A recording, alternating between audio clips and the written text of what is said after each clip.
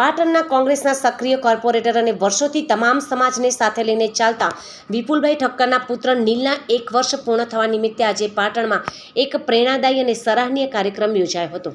પુત્રના પ્રથમ જન્મદિવસની પરંપરાગત ઉજવણી કરવાને બદલે ઠક્કર પરિવારે સમાજના જરૂરિયાતમંદ લોકો માટે તીર્થયાત્રાનું સુંદર આયોજન કર્યું હતું।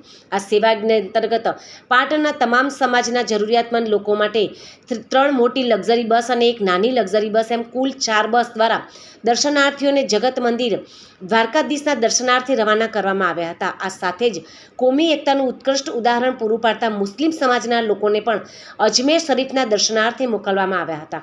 આમ વર્ષોથી તમામ સમાજની પડખે ઊભા રહેતા અને દરેક વર્ગને પ્રોત્સાહન પૂરું પાડતા વિપુલભાઈ ઠક્કર અને તેમના મોટા ભાઈ લાલેશભાઈ ઠક્કર દ્વારા કરવામાં આવેલી આ સુંદર કામગીરીને પાટણના ધારાસભ્ય કિરીટભાઈ પટેલે બિરદાવી હતી।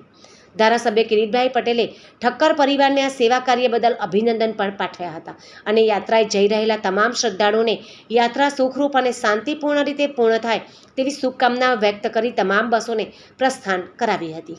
આજે મારા નાના ભાઈ વિપુલભાઈના બાબાને 1 વર્ષ પૂરું થયું, નીલુને 1 વર્ષ પૂરું થયું એટલે એના જન્મદિવસ નિમિત્તે આ વિસ્તારના મોટાભાગના બહેનો જે સિનિયર સિટીઝન છે એમને દ્વારકાની આજે લક્ઝરી મૂકી છે અને દ્વારકાધીશના દર્શન થાય એના માટે એક નાની યાત્રાનું આયોજન કર્યું છે।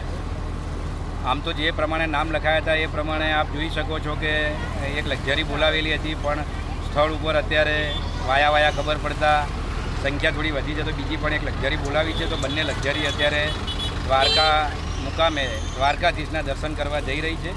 અમારા માટે આજે ખુશીનો દિવસ છે અને આસપાસના વિસ્તારના લોકો પણ ખુશી મનાવે એ હેતુથી આ દ્વારકા લક્ઝરીઓ મૂકી છે।